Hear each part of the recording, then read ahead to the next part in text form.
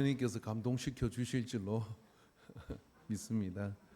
그렇죠. 우리가 감동을 받아야 행동이 되고 변화가 되죠. 감동이 없으면 그냥 이렇게 멈춰 있을 수밖에 없는 게 우리의 삶이 아닌가 이렇게 생각을 합니다.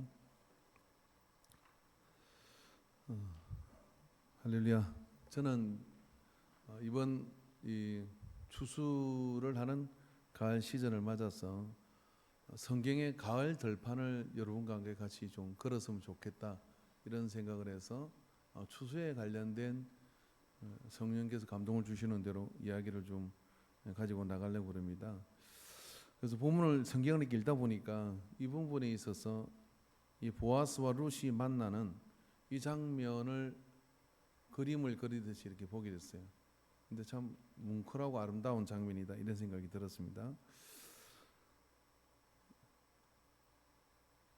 그런 면에서 볼 때 사실 이 본문에 있어서 그 주인공은 룻이거든요.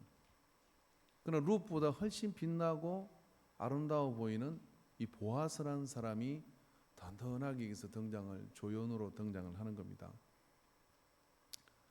이 보아스라는 사람은 사실 모든 여인들의 열망이 될 만한, 남자가 보더라도 참 이 사람은 버릴 게 하나도 없는 정말 괜찮은 사람이다.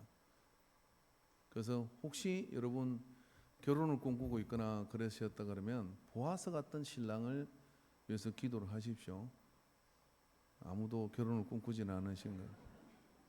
이미 결혼을 했으니까 걸렀고 세상을 눈 닫고 쳐다봐도 보아스는 안 보이고 보아뱀만 보이잖아요. 잡아먹을 보아뱀만. 근데 이 성경이 보아스는 보면 볼수록 참 탐스럽고 정말 아름다운 사람입니다. 왜 그런가 하는 그 면면을 좀 이 말씀을 통해서 한번 살펴보려고 하는 거예요. 나오미가 이제 모압 땅으로 이민을 갔다가 쫄딱 망해서 가부가 되고 혼자 된 여인이 됐는데 뭐 남편 죽고 아들 둘이 죽고 며느리 하나는 모압 여인 둘을 모압 며느리를 봤는데 며느리 하나 따라올 때 켰는데 그냥 나 따라와봐야 뭐 새로 애를 낳을 수가 없으니 네 좋은 길로 살아라 했더니 그거 남았고 그렇게 빼지게 따라온 여자가 하나 있어서 그게 이제 룻이거든요.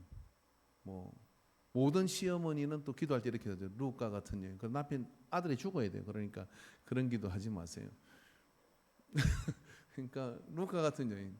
어머니의 하나님이 나의 하나님이요 어머니의 백성이 나의 백성이 어머니 가는 곳에 나도 갈 것이며 그런 며느리는 없습니다. 없는데 모압 여자 하나가 그렇게 죽기 살기로 나오미를 따라 쫄딱 망한 시어머니를 따라 고향 베들레헴으로 돌아온 이야기는 우리가 잘 알고 있잖아요. 돌아오긴 했는데 농사를 지은 것도 없고 그러니 뭐 어떻게 합니까? 목구멍이 포도청인데 먹어야 되는 거 아니에요. 근데 이 당시 이제 중동의 풍습을 보면은 이방 여자가 특히 이스라엘 땅에서 혼자 돼가 돌아오면요 누가 보쌈 해가도 괜찮은 거예요. 그럴 정도로 여러 가지 많은 어려움에 직면할 수 있어. 그러니까 이제 나오미한테 룻이 아무래도 제가 가서 이삭 죽기를 해야 될 것 같습니다 하고 이야기했더니 나오미가 어쩔 수 없으니까 가라고 이야기를 하는 거죠. 그래 가서 이제 이삭 죽기를 이렇게 한 겁니다. 이스라엘 사람들은 추수할 때 싹쓸이를 하지 않아요. 조금 이삭을 흘리는 겁니다. 왜냐하면 그게 사회 구제 방법이었어요. 그래서 가난하고 농토가 없는 사람들이 빚으로 채펴 먹었던 땅이 없어서 농사를 못 지은 사람들이 따라다니면서 그 이삭을 주워 가지고 그 양식을 삼아서 그 기근의 때를 지나도록 이렇게 도와주는 것이 그 사람들의 미덕이거든요. 그러니까 그것은 일상적인 일인 겁니다. 그래서 룻이 그렇게 이제 밭으로 가가지고 여러 밭을 거치다가 여기 우연히 보아스의 추수밭으로 들어오게 된 거예요. 그래서 그 보아스의 추수밭에 들어와가지고 그 사환에게 이야기를 합니다. 제가 여기서 이삭을 좀 주울 수 있도록 허락해 주세요라고 얘기했더니 사환이 그렇게 하라고 이야기를 해요. 그래서 거기에 허가를 받고서 이제 이삭 죽기를 열심히 하고 있는 차에 베들레헴에서 이제 그 추수를 확인하기 위해서 보아스가 내려오게 된 겁니다. 그러니까 베들레헴 땅이라는 데는 언덕배기에 있기 때문에 농토가 그렇게 크잖아요. 목축하는 곳이지. 그런 농토가 있다는 이야기는 이 보아스에게는 평야지대에 그 밭을 가지고 있다 이런 이야기예요. 그러니까 굉장한 자기 삶의 그런 어떤 축척과 이런 것들이 좋은 사람이죠. 그러니까 선한데 복까지 받은 사람이에요.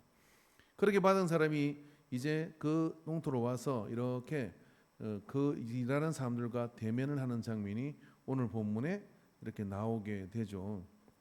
그래서 2장 말씀을 보면 4절에 보면 마침 보아스가 베들레헴에서부터 와서 베는 자들에게 이르되 여호와께서 너희와 함께 계시기를 원하노라 하니 그들이 대답하되 여호와께서 당신에게 복 주시기를 원하나이다 하니라라고 이렇게 서로 인상. 여러분 이거 어디서 많이 듣던 이야기 아닌가요? 우리가 어디서 듣는 것 같습니까? 그리스도께서 여러분과 함께, 그럼 여러분 어떡합니까? 또한 목사님과 함께. 이게 오래된 초대교회 전통적인 인사법이거든요. 그건 이건 어디서 하는 거냐면 예배의 의식 속에서 하는 겁니다. 우리가 예배 처음에 우리가 그 교제문을 낭독하잖아요. 당신은 물과 성령으로 거듭났습니다. 우리가 서로 그런 기본적인 것들을 초대교회에서 문안을 했기 때문에 그게 예배의 틀 속에 들어와 있는 거거든요. 그런데 지금 이 장소는 어떤 장소죠? 노동의 현장이고, 이 장소는 어떤 장소냐면은 땀을 뻘뻘 흘리며 추수하는 현장인 거예요. 그럼 대화는 어떻게 되겠습니까? 보아스가 내려와서 일꾼들에게 이렇게 묻겠죠. 어떻게 수확은 좋아? 이렇게 물으면 예 주인님 수확이 좋습니다. 근데 쭉정이가 너무 많아요. 아 이거 어떡하죠? 막 그러면서 이런 일에 관련된 말이 오고 가야 되는데 보아스가 그 가을 들판에 서서 이 종들을 처음 만났을 때 한 이야기는 여호와께서 너희와 함께 하시기를 원하노라라고 이렇게 인사를 한 겁니다. 그랬더니 이 종들도요 수준이 보통 수준이 아니에요. 여호와께서 당신에게 복 주시기를 원하나이다 하고 이렇게 서로 인사를 하는 거예요. 저는 이 장면에서 가슴이 참 뭉클하더라고요. 왜냐? 사람이 예배에서 만나면 참 거룩하고 아름답고 그리고 그 은혜로운 분위기가 있어요. 그런데요, 생활과 일터에서 만나면 그런 모습을 찾아보기가 어려운 그리스도인들도 많이 있단 말이죠. 또 그렇게 하는 것 자체가 너무 동떨어진 느낌이 나는 거죠. 그런데 말입니다. 오늘 보아스와 그의 일꾼들은 들판에서 만났어요. 안식일에 해당해서 만난 것도 아니고 성전에서 만난 것도 아닌데 여호와께서 너희와 함께하기를 원하노라라고 주인이 그렇게 얘기하니까 종들이 여호와께서 당신에게 복 주시기를 원하나이다라고 이렇게 서로 하답하며 그 노동의 현장에서 이렇게 만났다 이런 이야기입니다. 이 한 장면이 사사기를 지나서 열왕기서와 역대기로 가는 다윗 왕조가 어떻게 시작됐는지를 가르쳐주는 하나의 작은 이야기로 룻기가 이게 끼워 있는 거예요. 그 이야기 속에 주연은 분명히 룻이고 주인은 분명히 그 속에서 나오는 나오미일 수도 있고 그렇지만 보아스는 애 낳아준 것밖에 없는 사람이지만 그 보아스가 어떤 사람인지를 볼 수 있는 한 장면이죠. 그는 노동의 현장에서든지 그는 예배의 현장에서든지 동일한 일관된 신뢰성, 온유함, 그리스도의 성품 그런 것들이 그 속에서 배워나는 멋진 사람이었던 거예요. 그 인격의 가마가 그 일터에 있는 그 사람들도 그 주인 보아스를 보기에 그렇게 보는 사람들이 그게 함께 팀을 이루고 있다고 하는 것이 저한테는 쿵 하고 오는 감동이었어요. 왜냐? 저도 목사이면서도요. 어떤 일을 처리하고 그렇게 할 때는요. 계산이 돌아가기도 하고 그 다음에 무슨 꽁심이 있는 것은 아닌가 그런 생각이 들기도 하고 그런 것들이 오고 갈 때 말이 날카로워지다 가끔 이렇게 목사님이 왜 그러세요? 라고 이렇게 물을 때 쿵 하는 거예요. 아 내가 목사지. 저한테 일 시키지 마세요. 내가 목사지. 그 목사는 어떻게 해야 되는데? 그리스도께서 여러분과 함께 이래야 되는데 그게 그 단가가 맞아요. 그렇게 하는 순간 이게 참 그 은혜를 지키기가 힘들어요. 여러분 어떠시겠습니까? 일터에서도 그러거든요. 근데 그걸 보아서가 해내고 있다는 거예요. 그와 함께하는 사환과 그와 함께하는 종들은 보아스가 나타날 때 우리 주인이 오는구나 하는 생각이 들 때, 야, 뭐 훔치지 않았나, 아니면 이런 똑바로 했나, 그 감독으로 야, 저 독사눈같이 해가지고 온다, 이렇게 생각하지 않는 거예요. 오, 저기 복 받은 사람이 오시는구나. 그리고 와가지고 먼저 뭐 합니까? 축복을 하는 거예요. 야, 일할 때 낯에 손 베이지 않도록 해. 이런 좀 힘들더라도 다치지 않고 안전한 게 좋은. 그러니까 여호와께서 너와 그 안전을 지켜주기를 원한다 하고 이렇게 축복을 비는 거예요. 여러분, 이게 통하는 직원과 오너, 이게 통하는 그런 어떤 리더와 그런 어떤 함께하는 사람들이라면요, 돈을 벌고 안 버는 걸 떠나, 물론 벌어야지. 벌고 안 벌고 그 직장은 말입니다, 굉장히 행복 공장이 되는 거예요. 그런 일을 보아스가 해내고 있다가 룻이란 이 주인공 여인을 만나게 되죠. 그러면 이 보아스는 어째서 그렇게 하느냐? 보아스는 모든 관계 속에서, 그 관계 속에서요, 하나님과의 관계 속에서 사람을 이해하고 만납니다. 교회에서 만나든 일터에서 만나든 하나님을 그 가운데 두고 사람을 대하는 거예요. 그러니까 말입니다, 보아스는 사람을 만나면 하나님은 저 사람을 나한테 보내주셨구나, 그리고 저 사람에게 내가 뭘 할 수 있고 저 사람은 또 어떻게 해야 하나님의 역사를 더 누릴 수 있을까, 이런 거를 생각했으니까 여호와께서 너와 함께하기를 원하노라 라고 이렇게 말을 하는 겁니다. 여러분, 마태복음 25장 45절에요 우리 그리스도인들에게 준 예수님의 말씀이 있습니다. 한번 읽어봅시다.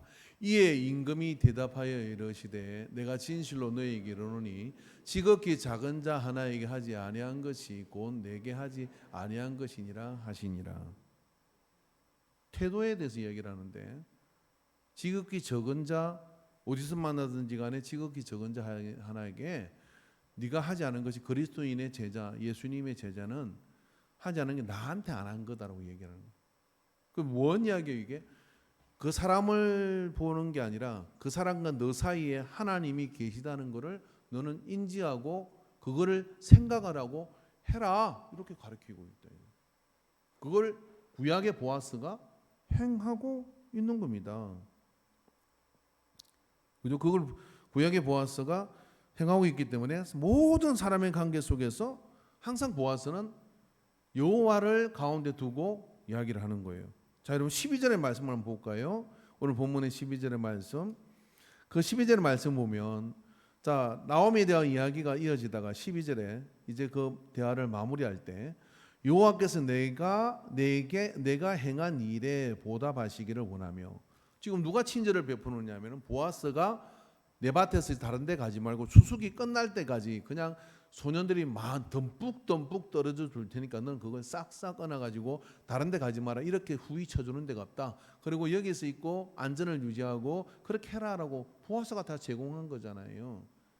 근데 내가 그렇게 해서 너 내 말 들어야 돼, 이게 아니, 내가 너한테 어떻게 했는데, 이게 아니라 이걸 어디다가 돌려버리느냐면은 여호와께서 내게 행한 일을 보답하시기를 원하며 이스라엘의 하나님 여호와께서 그의 날개 아래 보호를 받으러 온 내게 온전한 상 주시기를 원하노라 하는지라. 내가 이렇게 하는 것은 하나님이 너에게 하는 거야,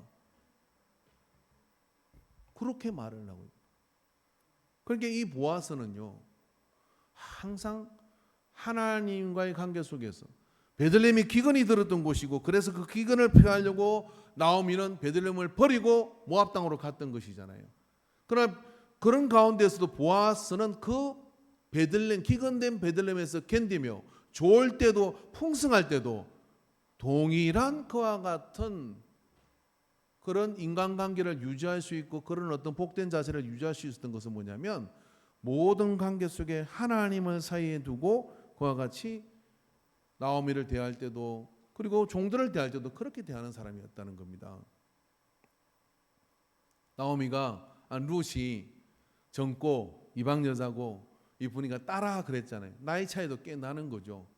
그럼 야, 저 여자 참 이쁜데, 그렇게 생각한 게 아니라 참 저희는 하나님 앞에 기특한 사람이구나, 그리고 하나님께서 저 사람에게 복을 주어야 되는데 하고 이렇게 복을 빌어주는 그런 사람이 됐죠. 여러분, 우리가 그냥 어떨 때 인생을 살다 보면 조연일 수도 있고 주연일 수도 있습니다. 근데 우리가 주연 되었을 때를 생각해 보십시오. 그러면 반드시 주연이 되게 만들기 위하여 자기 희생과 또 여러 가지 많은 상황 속에서 인도했던 조연들의 사람들이 있습니다. 나오미는, 보아스는 기꺼이 루스의 삶이 거기서 끝나는 게 아니라 다윗의 왕조수로 들어가는 일을 위해서 조연을 자처하죠. 그 근본적으로 보아스는 주연을 누구로 보고 있느냐 하면은 하나님으로 보고 있는 거예요. 하나님 외에 모든 사람은 다 조연입니다. 근데 우리는 주연이 되려고 그거 아니면 역할을 하지 않겠다고 이렇게 할 때가 굉장히 많아요. 근데 하나님이 쓰시는 사람은 어떤 사람이냐면요, 여호와가 주연 되게 하시기 위하여 기꺼이 나의 삶을 드리겠습니다라고 나가는 보아스와 같은 관계. 그래서 사람과 사람 사이에, 그런 어떤 상황과 상황 사이에 여호와를 인식하고 그렇게 보는 그 사람 보아스가 주연보다 더 빛나게 룻기를 가득히 채우고 있는 겁니다. 오늘 본문에서요, 여호와께서 복 주시기를 원하나이다, 당신에게 여호와께서 복을 주시기를 원하나이다, 이 말씀만 딱 떼어가지고 이 본문을 보자고 한다 그러면은, 여러분 이게 누가 한 말 같습니까? 4절에 여호와께서 당신에게 복 주시기를 원하나이다 라고 하면은, 여러분 이게 목사가 한 말 같아요? 아니면 성도가 한 말 같아요? 목사가 한 말 같잖아요. 축복을 하는 것이잖아요. 근데 지금 상황은 어떤 상황이죠? 종들이 보아스를 축복하는 거예요. 보아스는 그 종들에게 여호와께서 함께하기를 원한다라고 이렇게 얘기합니다. 여러분 우리가 우리의 고용주를 한번 축복해 본 적 있습니까? 사장님이 복을 탁 받으셔야 됩니다. 그리고 사장님이 복을 막 누리셔야 됩니다. 근데 아이고 지가 사장이라고 갑질은, 또 지가 사장이라고 뭐 나한테 시키는데 언제부터 지가 사장이라고 부모재산 말문을 받아가 저런 거지, 지도 내하고 똑같이, 뭐 그런 문화가 너무 팽배해요. 그래요. 한번 역설적으로 생각해 봅시다. 이 사장의 자리에 있는 사람이 복이 없어가지고 맨날 일감도 못 가져오고, 그리고 뭐 물건을 만들어도 팔지도 못하고 그러면 지금 내가 다니는 일자리는 어떻게 돼요? 없어지는 거예요. 그러니까 머리가 돌아가는 직원은 어떻게 하냐면 사장을 날마다 복 주시는 거예요. 그리고 사장이 붙었지 말고 빨리 가서 오다 따오라고 이렇게 자꾸만 등띠문에 보내고, 그러면서 복을 주면 그 복이 어디로 가겠어요? 우리에게 이렇게 각자 이게 또 거기에 종사하는 분들에게 임하게 되는 거거든요. 경영자가 복을 받아야 되는 거죠. 이번 연휴라고 너무 좋았잖아요. 근데 제가 몇 분 이렇게 회사를 경영하는 분을 만나니까요, 막 숨이 막혀 죽으려고 하더라고요. 일주일 동안 놀잖아, 5일 동안. 그리고 또 연휴가 또 있어. 이번 달 월급은 날리는 거야. 근데 그 날린 거 채우려고 그러면 또 뭘 해야 돼. 그러니까 여러분 사장 되지 마세요, 차라리. 사장 되지 마셔야 돼. 근데 서로 어쩌면 이러면 좋겠어요. 사장님 참 연휴가 많아서 힘들 것 같습니다. 근데 하나님께서 당신에게 복 주셔서 복을 받기를 원합니다. 복을 팍 받아. 지난번에 옛날에 그 제주도에 중국의 어떤 회사가 전 직원을 데리고 해외여행을 왔잖아요. 뭐 1,000명인가 2,000명을 다 데리고 왔어요. 그래 호텔을 막 싹쓸이하고 막 그래 왔잖아요. 왜?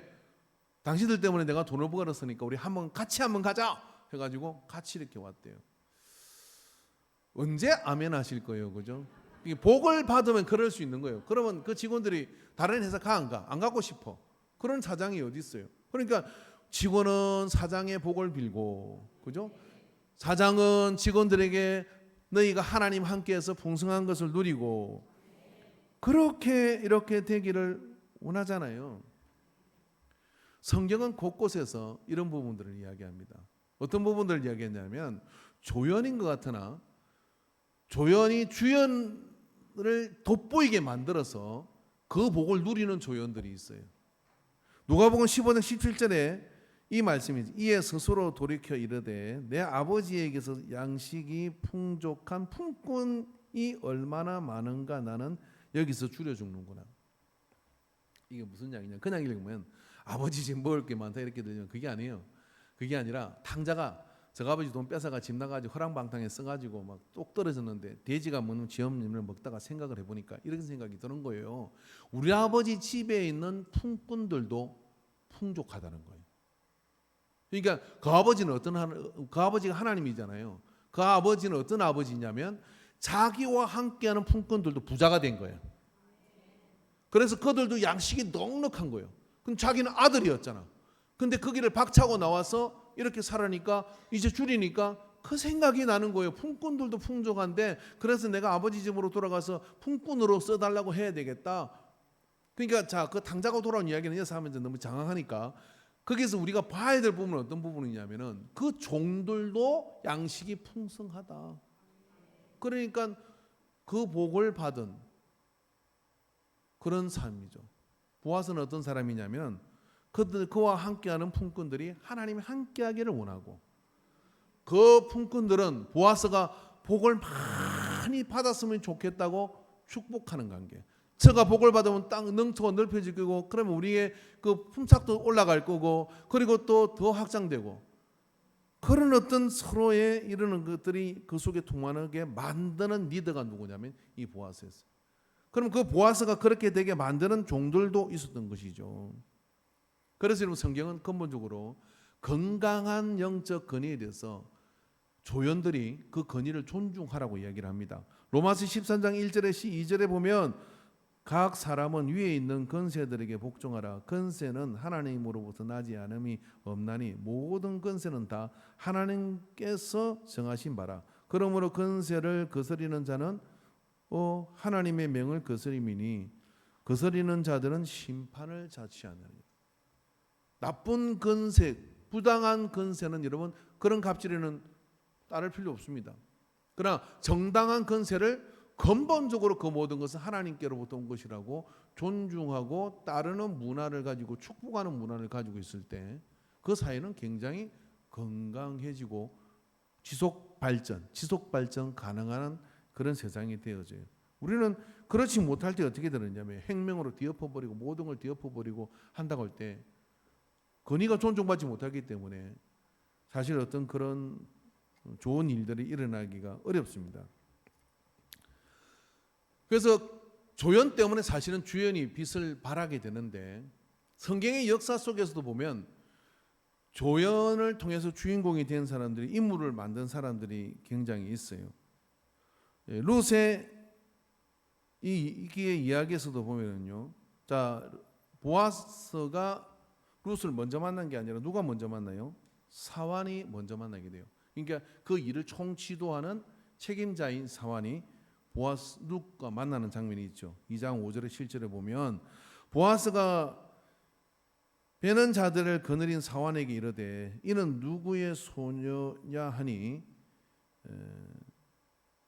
베는 자를 거느린 사환이 대답하여 이르되 이는 나오미와 함께 모압 지방에 돌아온 모압 소녀인데 그의 말이 나로 베는 자를 따라 단 사이에서 이삭을 죽게 하소서 하였고 누구한테? 사환한테. 아침부터 와서 잠시 집에서 쉰 외에 지금까지 계속하는 중이니다. 그러니까 사환한테 먼저 이거 주셔도 되겠다고 물어봤다는 얘기잖아요. 그럼 사환이 못 뗐으면 어떡하겠어요? 어디 병여자가 여와서 주술래게 딴 밭으로 가 하고 쫓아냈으면 이 그림 같은 운명적 보아스와 룻의 만남은 없어지는 거예요. 제가 어떤 식당에 갔는데요. 사장은 저분인 것 같은데 사장이 나간 사이에 직원이 와서 밥그릇을 이렇게 던져요. 그러면 그 직원 때문에 기분이 되게 나빠. 그래서 어떻게 하냐면 그 식당은 안 가.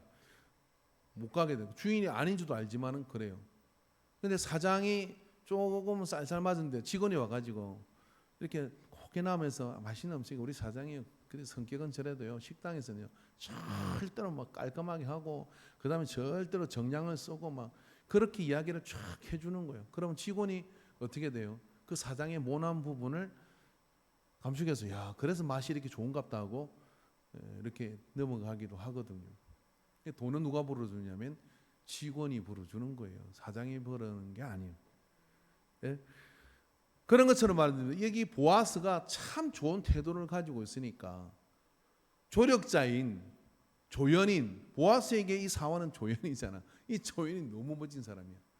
그래서 룻을 보고 있으라고 이야기했을 뿐만 아니라 보아스와 마음하고 똑같이 종들 사이에서 이게 해라고 했고, 그다음에 주인한테 이야기하잖아요. 아유, 저 여자 아침에 불렀는데요, 여기서 죽는데 그냥 욕심이 많아가 쉬지 않고 막 당신의 곡식을 다 훔칩니다. 이렇게 표현을 합니까? 그렇지 않고 어떻게 합니까? 참 자기 시어머니 살리겠다고 쉬는 시간에도 쉬지도 않고 열심히 저렇게 하는 성실한 사람입니다라고 이 사원이 이렇게 얘기하는 거예요. 그러니까 이 보아스가 룻을 보면서 도와줘야 되겠다 하는 이런 생각이 들게 되는 거죠. 이 사원이 책임지고 있는 사람인데 이 사람도 보아스하고 마음이 똑같은 사람이에요. 친절한 사람이고 배려가 있는 사람이고 참 충성스러운 사람이에요. 그럼 성경에서 그런 사람이 자주 나타납니다. 창세기 말씀에 보면은요, 창세기 24장 9절에 그 종이 이에 그의 주인 아브라함의 허벅지 아래에 손을 놓고 이 일에 대하여 그에게 맹세하였더라. 내가 죽거들랑 혹시 뭐 하더라도 내 아들을 절대로 신부감 구한다고 그 땅으로 데려가지 마라. 그 대신 네가 총책을 맡아가지고 맹세를 시키고 리브가를 만나기 위해서 사원을 보내요. 늙은 종이 그렇게 갔다는 얘기. 그러니까 아브라함이 내가 안 가도 이 사람이면 내가 간 거나 진배 없이 하나님께서 그 사람을 통하여 그 만날 수 있도록 선별하도록 그렇게 인도해 줄 거다. 여러분, 이 사원이 어떻게 하면 이름은 안 나오지만요, 아브라함보다 믿음이 더 좋아 보여. 가가지고 먼저 기도를 하는 거예요. 주여, 주인의 명을 따라 이곳에 왔는데 이곳에서 그 여인을 만나니까. 그래 인간교회 왔더니 어떤 여인이 나와가지고 목이 말라서 그러니 물 한 컵 달라 했더니 저 가서 마시오. 그러지 않고 그죠? 잠깐만 기다리세요. 그러더니 물을 한 병 들고 오더니 컵까지 들고 와가지고 차 안에 보니까 5명이서 한 잔씩 다 따라주면서 물 한 병 더 챙겨주면서 먼 길 갈 때 목마르지 않겠어요? 하고 줬어. 당신의 이름이 무엇이요? 저의 이름은 여기 뭐 안무개인데, 그래가지고 집에 가서 아들을 잡습니다. 이한우 아들아, 내가 오늘 진짜 이분 참 착한 색신을 만났다. 그래서 막 졸라대니까 아버지를 따라서 뭡니까 와가지고 이렇게 결혼했냐 아니냐 물어보고 만났는데 둘이 또 성령께서 역사가지고 뿅뿅 해가지고 가족이 등록을 했다. 그것도 싫어요? 좋아, 재벌이다.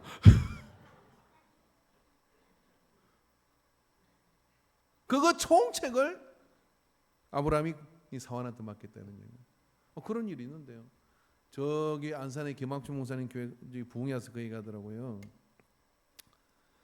이 앞에 맨날 앉아가지고 시집가게 해달라고 막 기도를 해. 근데 안 이뻐. 그 목사님은 저하고 다르게 스타일리스트 아니에요. 그냥 쫙 해가지고 막 이렇거든요. 모르시는가 김학준 목사님. 그 목사계 그냥 하여튼 모델이에요, 모델. 근데 잘생겼어요. 근데 딱 봐도 안 입어. 그래서 기도는 해주지만 참 어렵겠다 이 생각을 했어. 근데 어느 날 정말 킹카의 신랑감을 데려온 거예요. 교회가 난리가 났어. 어떻게 제가 저런 신랑을 남자를 만났냐? 만난 사이는 안산의 그 공단 지역이 있잖아요.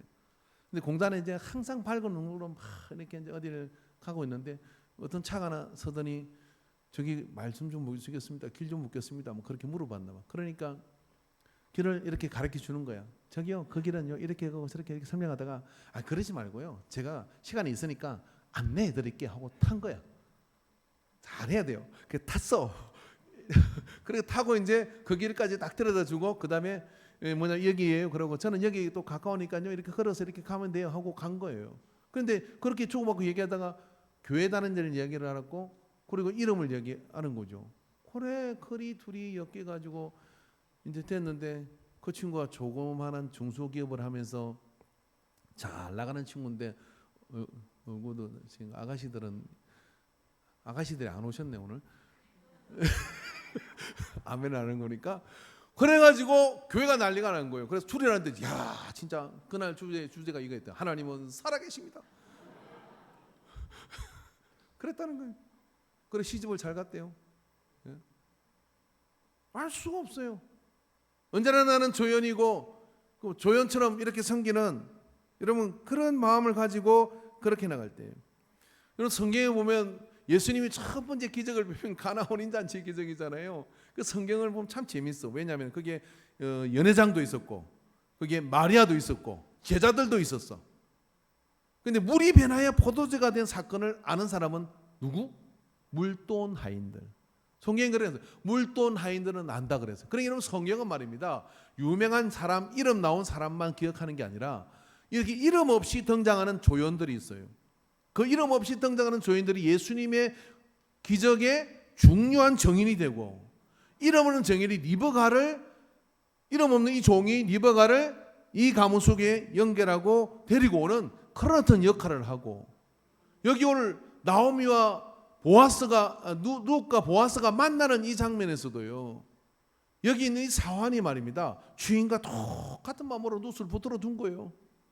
그래서 룻을 붙들어 두는데 그 가을역에 들녘에 섰던 보아스가 저렇게 열심히 일하는 저 여인은 누구냐 이렇게 물으니까, 그 여인으로 말하자 그러면 여차야예요, 여차야인데 참 태도가 좋고 성실하고 그러면 시어머니를 엄청 하고 막 그렇게 얘기하니까, 나도 그 얘기 들었는데, 가가지고 막 이렇게 또 날개를 덮어서 막 그렇게 하나님께서 해주신다고 막 그렇게 하니까 어떻게 해요?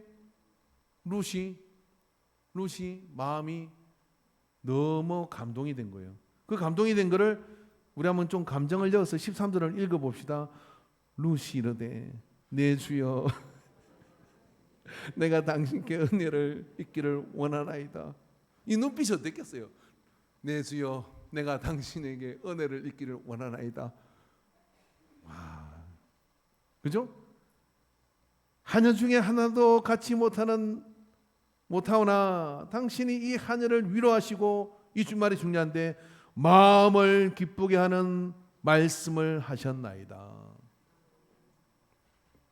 보아스는 그런 사람이었습니다. 궁지에 처하고 어려움에 처한 사람에게 마음을 기쁘게 하는 말을 하는 사람이에요. 마음을 기쁘게 하는 말. 일터에 힘들고 고달픈데 추수기 얼마나 힘들겠어요. 뭐 기계가 있습니까? 요즘은 그냥 콤바인이 들어가 드르륵 하니까 쌀이 드르륵 하고 나오더라고요. 실과도 드르륵 하더니 또 뭐가 나와. 그게 아니라 다 나소로 베가지고 이놈은 거 이리 치고 저리 치고 이리 치고 까불잖아요. 뭐 그래가지고 막 그렇게 쳐내야 곡식이 거둬지는 건데 얼마나 노동이 힘들겠어요. 근데 보아스는 가서 그들에게 이렇게 하면 여호와께서 함께하기를 원한다, 힘주기를 원한다. 그렇게 말하는 사람이 궁색한 이 지경에 처한 이 여인에게 아무도 정말 낯설고 물쓰는 곳에, 동네 험악하면 쫓겨날 수 있는 이곳에 왔지만은 어떻게 합니까? 보아스는 그에게 마음에 기쁨을 주는 말을 했다, 이런 이야기. 여러분 그리스도인들은요 사람을 세워주는 사람들이 돼요. 왜 못 세워주느냐면요, 내가 갑이고 내가 주연이라고 생각하니까 못 세워주는 거예요. 근데 여러분 아세요? 우리 모든 그리스도인들은 내가 서비스직에, 그리고 또 어떤 내가 누군가에게 뭔가를 제공하는 직업을 가지고 있으면 더 잘 세워줘야 되겠지만, 내가 돈을 쓰는 위치에서도 여러분은 섬겨야 됩니다. 그리스도인은 그래야 됩니다. 내 돈을 쓰면서도 섬겨야 돼요. 그죠? 내가 누군 줄 알아? 그러면서 직원을 뺨을 때리고 백화점에서 난리치고, 혹시 그 사람이 또 교회에서 만나면 어떡하겠어요? 교회에서 만났는데 은혜로운 근사님이야. 교회에서 만났는데 아주 그냥 서울에 잘 나가는 교회 근사님이야. 그러면요 그 속에서 그게 여러분 그리스도의 제자이냐라고 생각을 해봐야 돼요. 이게 돈을 써도 내가 섬기고요, 돈을 내가 벌어도 내가 섬기는 사람으로 예수를 믿는 순간 그렇게 된 사람입니다. 그렇게 될 때 우리는 하나님의 나라에서 그 상을 기억받는 사람이 되는 거예요.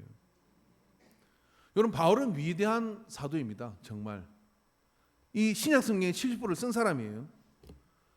그래서 자기를 사도라고 이야기를 합니다. 근데 한 번도 자기를 사도라고 말해보지 못한 사람이 바나바예요. 이 바나바는 말입니다, 모두가 사울이 변해서 은혜를 받았다고 하는데도 사도들도 그 바울을 찾아가지 않아요. 바나바는 사도가 아니거든요. 70인 중에 들어가는 사람이었어요. 그냥 제자의 무리 속에 있는 사람입니다. 그런데 이 바나바가요, 사도행전 11장 24절 26절에 보니까 바나바는 착한 사람이요 성령과 믿음이 충만한 사람이라 이에 큰 무리가 죽게 더하여지더라. 바나바가 사울을 찾으러 다소에 가서 만남에 안디옥에 데리고 와서 둘이 교회에서 1년간 모여 있어 큰 무리를 가르쳤고 제자들이 안디옥에서 비로소 그리스도인이라 일컬음을 받게 되었더라. 바나바가 사울을 채워줬어요. 바나바는 사람들이 기억을 못합니다. 사울은 기억하죠. 그죠? 사울은 성경에 디모데전서부터 시작해서 고린도전서부터 시작해가지고 얼마나 성경을 많이 썼어요. 그러니까 위대한 진짜 사도가 된 거예요.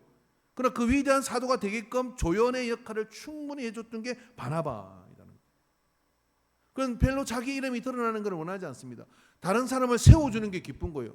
아, 저 사울이 배내가지고 우리와 함께 그런 사도 위치에 올라가면은 복음이 얼마나 확장되겠냐. 예상이 적중했습니다. 이방인들에게 복음이 전해지는 다리 역할을 바나바가 한 거예요. 바나바는 사도가 아닙니다. 그런데 바나바는 말입니다. 사도행전 4장 35절 37절에 등장을 하는데 사도들의 발 앞에 두매 그들이 각각 소유를 팔아 사도들의 발 앞에 두매 각 사람의 필요를 따라 나누어 줌이라 구브로에서 난 레이 족속 여러분 제사장 집안죠. 레이 족속 사람이 있었으니 이름은 요셉이라 사도들이 일컫는 바 바나바라 번역하니까 바나바라 번역이 위로의 아들이라 이름이 위로야. 네? 그 위로의 아들로 사도행전 초기에 등장을 하는 거예요. 그가 발 안에 있음에 팔아 그 갑을 가지고 사도들 발 앞에 두니라 자기의 삶을 온전히 들었어. 그렇지만 자기가 내가 이 정도 시사했으면 장로단 하나 줘야 되는 거 아닙니까? 이 정도 시사했으면 내가 사도쯤 돼야 되는 거 아닙니까? 이 정도 시사했으면 내가 목사 돼도 괜찮은 거 아니에요? No. 그렇지 않고요. 바울을 세웠어요. 그냥 그건 그 사람의 본능적 태도예요. 이 사람도 세워주고 저 사람도 세워주고 이 사람도 일으키고 이렇게 준다 보니까 그게 바울이라는 사람이 일어난 거예요. 그래서 바울은 이 바나바에 대한 뭐 감사 뭐 이런 것들을 별로 성경에서는 없는 것 같아. 근데 그걸로 바나바는 서운하지도 않아. 아유 저렇게 역할해가지고 크게 갔구나. 어느 날 텔레비를 보는데 옛날에 제자 하나가 TV에 등장해서 막 대단한 역할을 합니다. 그 선생은 그것 자체로 행복한 거예요. 아, 그 제자가 참 내가 그때 힘을 줬더니 저렇게 일어나서 잘 됐구나. 전해가지고 내가 누군지 알지. 너 나 때문에 잘 된 거 아니야. 막 그렇게 한 게 아니라 감사하다라고 이야기하면 뿌듯하는 게 그리스도인이 되어야 되는 거예요. 바나바는 참으로 놀라운 사람입니다. 누가복음 10장 1절에 그 후에 주께서 따로 70인을 세우사 친히 가시려는 각 동네에 각 지역으로 둘씩 앞서보는 여기 들어있던 사람이 그냥 이름 없는 무명의 바나바. 그렇지만 이 바나바가 결국은 후대에 바울을 세웠기 때문에 그 이름이 비로소 여기에 등장을 합니다. 그가 바나바였다. 여러분 저는 어릴 때요 선생님에 대한 아름다운 추억들이 많습니다. 동네가 원래 달동네라 그때는 가정 방문이라는 걸 선생님이 했어요. 그러면 동네가 워낙 낙후된 지역인데 그 동네 선생님이 온다는 것 자체가 온 동네 뭐 이렇게 그 흥분하는 이유가 되기도 했어요. 그러면 애들이 막 저급한 선생님도 아닌데 선생님 오면 몰려다녀. 그리고 그 집에 어떤 집에 철수 집에 들어가잖아요. 그럼 철수 집에 선생님이 하얀 그 와이셔츠를 입고 넥타이를 메고 이게 마루에 앉으면 그 집에서는 어머니가 난리가 났어. 선생님 오셨다고 막 닦고 마당 치우고 막 그러면 이제 애들은 담장 밖에서 다 쳐다보고 있고 그리고 철수는 이제 선생님 앉아가지고 선생님 말씀하시죠. 철수가요 이렇게 형편은 어렵고 이렇지만은 공부를 열심히 합니다. 그래서 학교에서 얼마나 이렇게 성실한지 몰라요. 그러면 철수는 멋쩍죠. 사고 치는 거 다 아는데 선생님 그렇게 얘기죠. 그러면 아유 선생님이 잘 가르쳐 주셔서 그러셨습니다. 막 그렇게 이제 이야기를 해요. 그러다 이제 어머니가 너무 감사하니까 뭐 대접할 거니까 봉투에 그 없는 살림에 돈을 들어가지고 봉투를 좀 애들이 밖에 와이로 쓴다 와이로 써 와이로란 말을 지금 안 쓰지만 뇌물을 줬다 이거야. 막 그래가지고 난리를 쳐. 그럼 선생님은 안 받는다고 그러시고 막 그렇게 실강을 하다가 이제 동네에 내려가시거든요. 그런데 그 선생님이 가고 난 뒤 보니까 철순의 집에 걸레 밑에 그 봉투가 그전이 들어있는 거예요. 그리고 선생님이 그 행편을 보고 오니까 잠을 잘 수가 없어. 제가 창고서나 사겠나, 제가 도시락을 못 사는 이유가 그래서 그렇구나. 그러고 당신 도시락을 나눠주기도 하고, 그 다음에 그 박봉의 말입니다. 창고서를 사가지고 애들 모르게 이거 하나 봐라 하고 주던 선생님이 참 많았어요. 저는 지금의 기성세대가 이런 선생님들에 의해서 세워진 그런 용기로 살아가고 있다고 생각을 합니다. 어느 교회 목사님도 그러하셨을 거고. 그래서 이번 주 숙제는 뭐냐면요, 우리가 잊어버리고 있는, 나를 잊게 한 역사 속에, 내 과거 속에 나에게 그 세워주는 기쁨의 말 한마디, 그리고 너도 그렇게 할 수 있다고 건의자가 그렇게 말해줌으로 해서 내가 용기를 가지고 버티고 죽지 않고 살아나온 거, 그런 뭔가를 지금 목사님이든 선생님이든 찾아내십시오. 기억 속에서 이 가을에 가을 들녘에서가 편지 한번 써보십시오.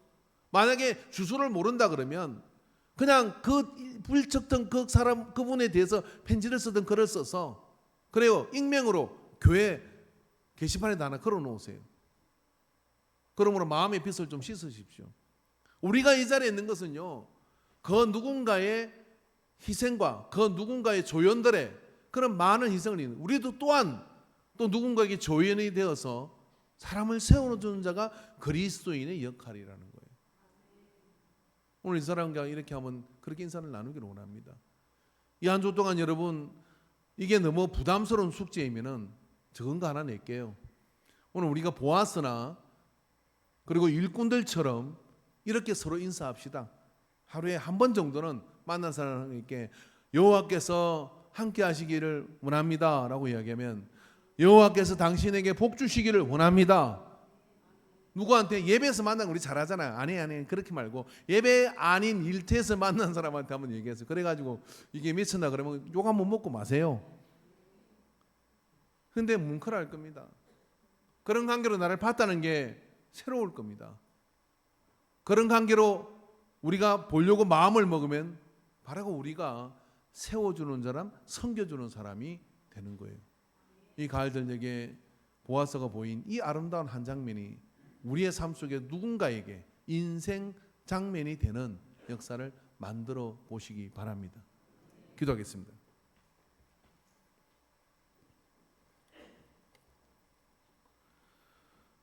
우리가 잘나서 잘 된 줄 알았고 그렇게 큰 줄 알았는데, 가을 들녘에 서면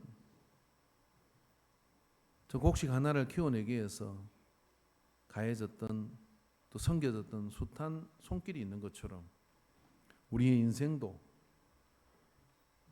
우리는 기억도 못하는 때부터 마치 그림자처럼 있으나 이름과 자기를 드러내지 않는 세워주는 말, 세워주는 섬김, 당연한 것처럼 받았던 그 섬김들이 그들의 희생과 헌신인 것을 기억하고 우리 또한 누군가를 섬기는 자를 자처하게 하여 주옵소서. 또 섬김을 기억하는 사람이 되어서 우리의 마음이 비옥해지는 이 가을이 되게 하여 주소서. 예수님의 이름으로 기도합니다. 아멘. 찬양 드리시겠습니다.